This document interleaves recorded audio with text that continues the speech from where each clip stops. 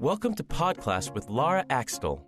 As an experienced educator, Laura explores the latest educational research and practical solutions from experts, educators, and parents with the goal of increasing knowledge, improving student outcomes, and creating connections. Podclassed is brought to you by Reading Horizons, whose mission is to empower teachers by providing training and tools needed to implement dynamic structured literacy instruction in the classroom. Visit readinghorizons.com to learn more. And now, Podclassed, with your host, Laura Axtell. Welcome to this episode of Podclassed. I'm Laura Axtell, your host. On our last episode, I had a wonderful conversation with Dr. Jeffrey Borman about the difficulties that students often face during the transition to middle school. His research that provided a simple and inexpensive intervention has shown to be successful in helping students with the social and emotional impact of such a major change. Today, we're going to be continuing that discussion with Lindsay, a coordinator for social emotional learning in Atlanta Public Schools. We started by talking about social emotional learning for students, but as you'll hear, Lindsay had some important things to say about adults, particularly the teachers who are in the classroom all day. Her perspective is valuable as we consider how to best support children and adults in schools. I hope you'll agree.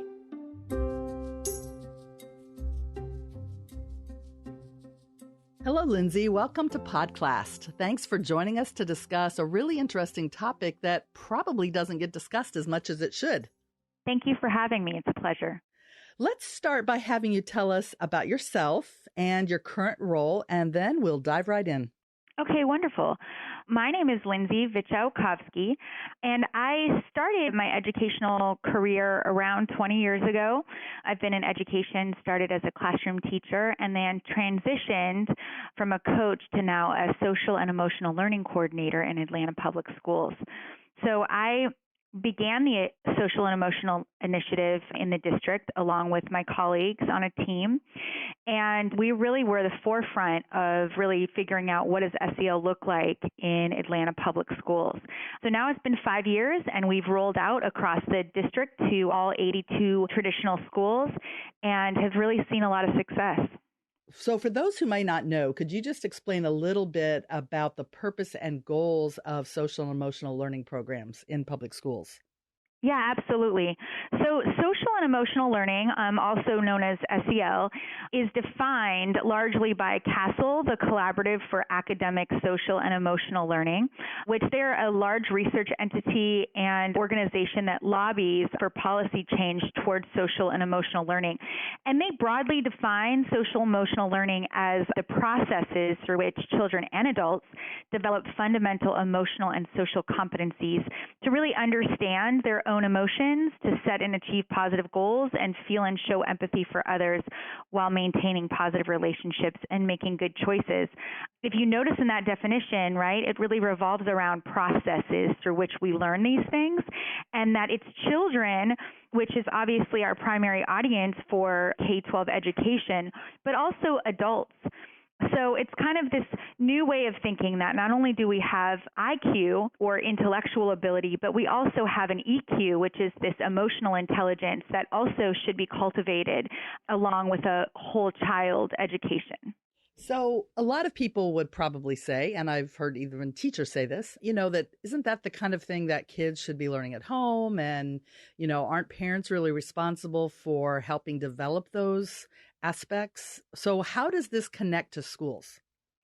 So that's a really good question. Our parents are primary givers of our value system, right? And a lot of us have cultural beliefs, religious beliefs. But ultimately, when we come to school, we're all coming to the same place where we need to develop a belief system about what learning looks like.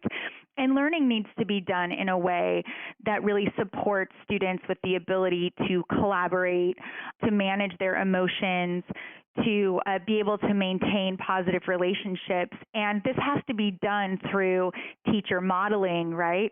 And also by the assignments or activities that we give students, and then explicitly teaching students skills. I know I'm a parent, but I don't wouldn't necessarily talk to my children about emotional management or using breathing exercises. So we're giving kids tools that they can use in their lifetime, in the career place, to be able to really manage their lives in a way that makes them feel balanced and, I guess, feel well developed. So that's really why it's called SEL, that social emotional learning piece. Yeah, these are skills that we learn, right? And that we're always learning. So children really, or students really, spend more time at school than they do with their primary caregiver, a parent or a guardian. So really having kids learn these skills at school in a way that's really purposeful is really critical to development. And so what are the kind of the outcomes that the program is looking for as it relates to what happens in schools? So I think that we're looking specifically for children, right, or students feeling connected to school, feeling like they have a trusting or caring adult, being able to be risk takers in the learning space so that they can meet the rigorous demands of school. I think that short term, right, we want to really improve students' attitudes about self and school and others. We want to have a positive climate in the school and in the classroom. And we want to reduce, right, feelings of emotional distress that students might have. And then long term, we want to increase graduation rates ultimately and college attendance, and we want to increase students' capability or ability for employment, right, and having skills that employers want, and increase their ability to have more emotional, mental, and physical health. So it sounds like that translates to metrics like graduation rates, but also if students feel better about coming to school, that would translate to like better attendance, that kind of thing? Yeah, so I think that you could look at teacher attendance, right? Because if teachers are in an environment that they feel is a safe place for them, that they feel excited to come to, right? That's the adult social and emotional learning piece. They're going to have higher attendance for teachers. We're looking at attendance for students, right? And students coming not just to school, but wanting to come on time, because usually we have our social and emotional learning block where we're explicitly teaching the skills in the morning. So our students more excited to come be on time and more excited to come to school in general. We're also looking at discipline, right? So our students, are we dealing with discipline in different ways where we're actually reteaching a skill versus being more punitive and, using exclusionary practices like zero tolerance? With the SEL, we're moving away from that. And we're looking at what does it mean to be a responsible member of our community? And what does it mean to be accountable to the community and make things right when we've done something that, wasn't appropriate?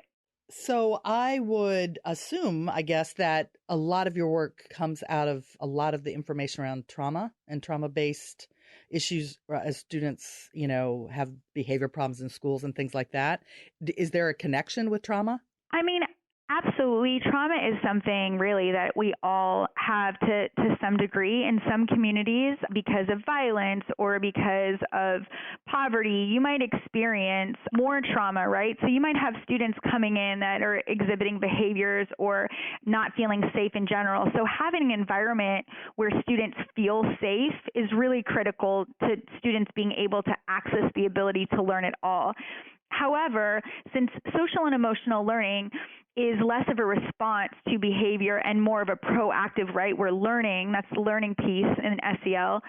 We're really looking at not just what the trauma piece is, but what are the resiliency skills that students need, right? So that they can handle their experiences, traumatic and not, right? How are students aware of their nervous system and when they feel upset or when something's triggering them, and how do they respond to that in a way that's going to help themselves to calm down? So we do a lot of breathing exercises. We have spaces in our schools that are calming spaces that kids can go just take a break when they feel overwhelmed.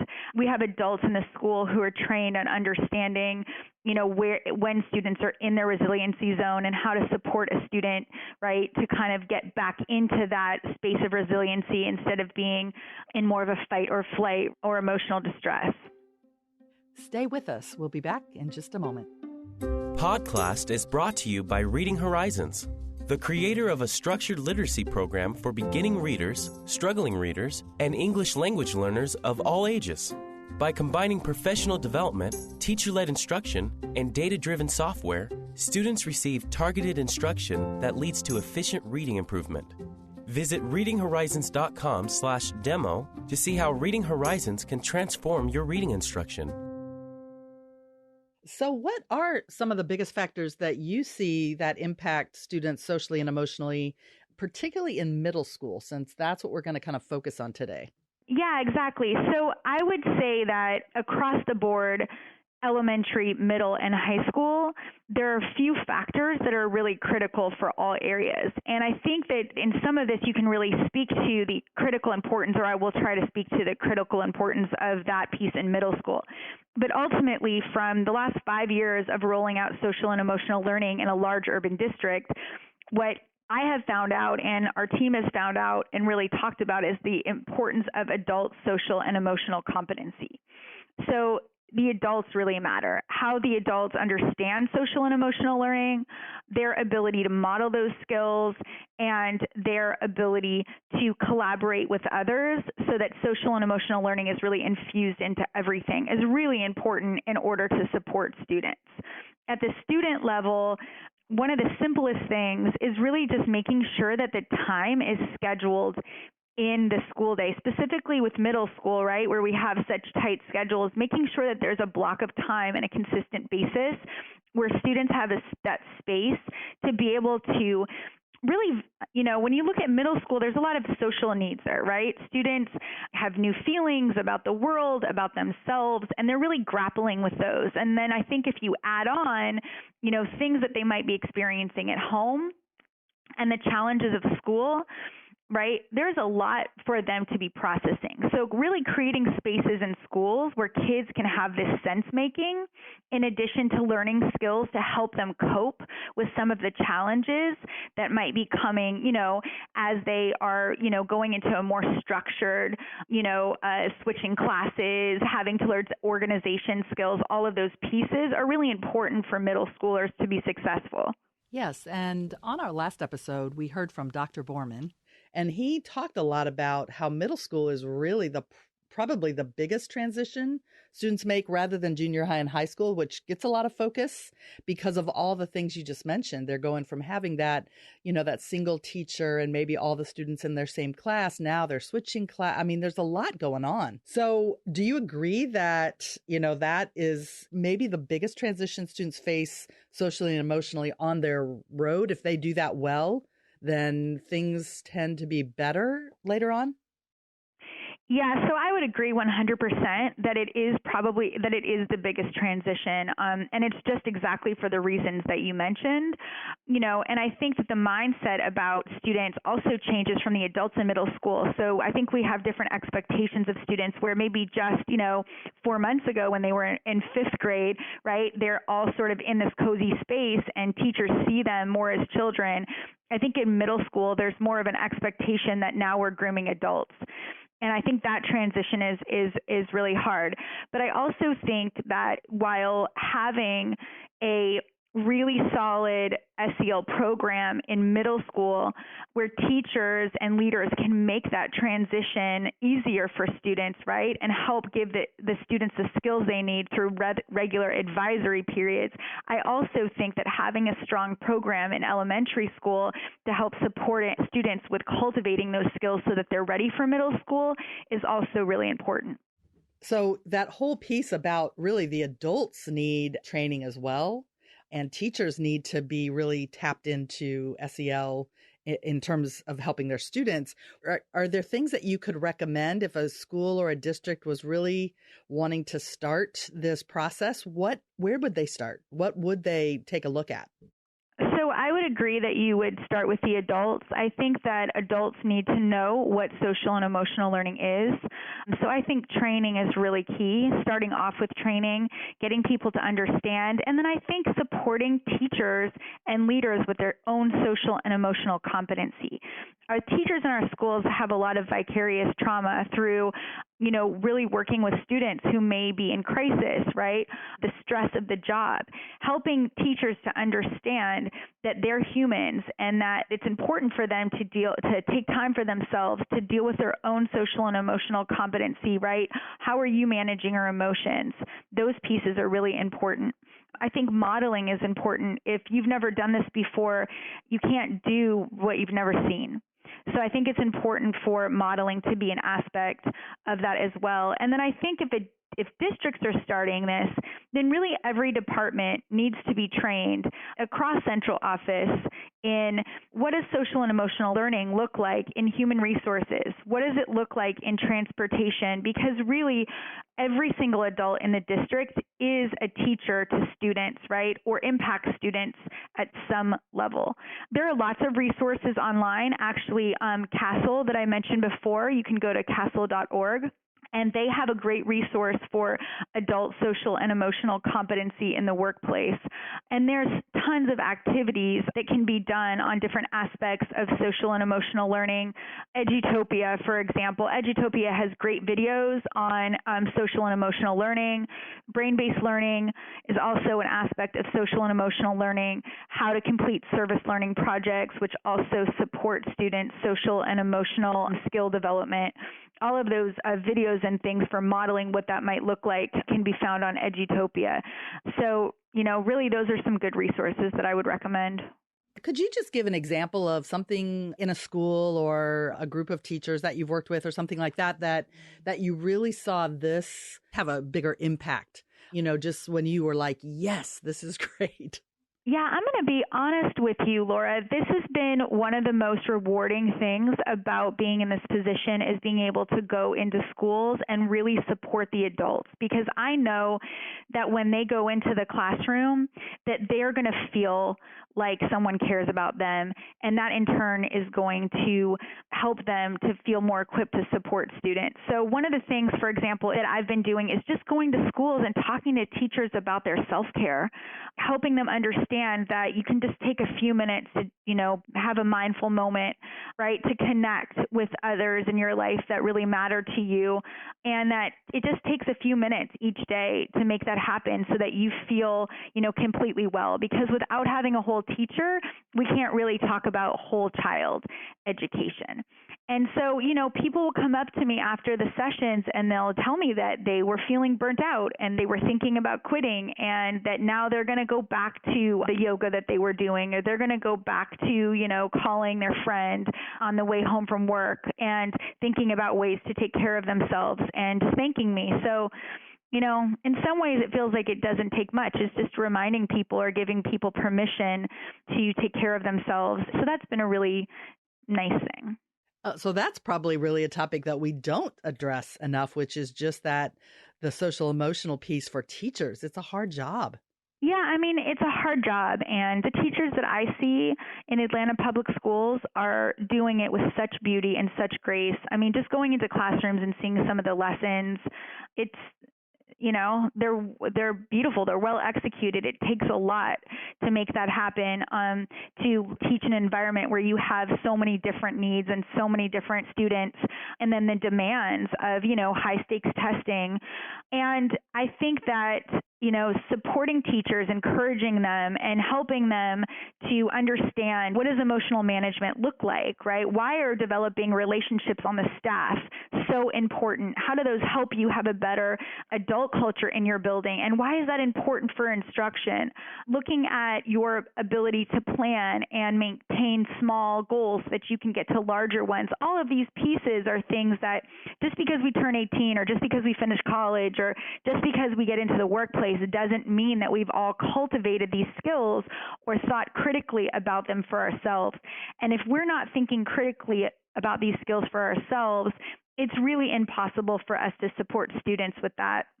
Could you talk a little bit about when programs like this have been implemented for the teachers and then also for the students, what the teachers start to see happening when students have had access to this kind of curriculum?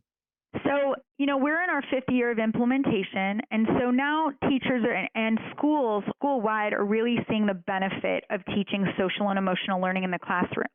So you have schools that maybe traditionally had a lot of behavior challenges.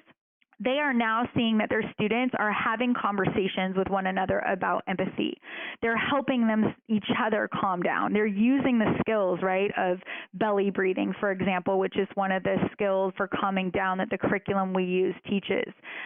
They are having a better sense of community in the classroom. When something happens in the outside community and students come in for the day, they have a conversation about it and address it. They don't just start getting into the business of learning. And so students feel as though their emotions matter and that their feelings matter and that their thoughts matter and that they will be listened to.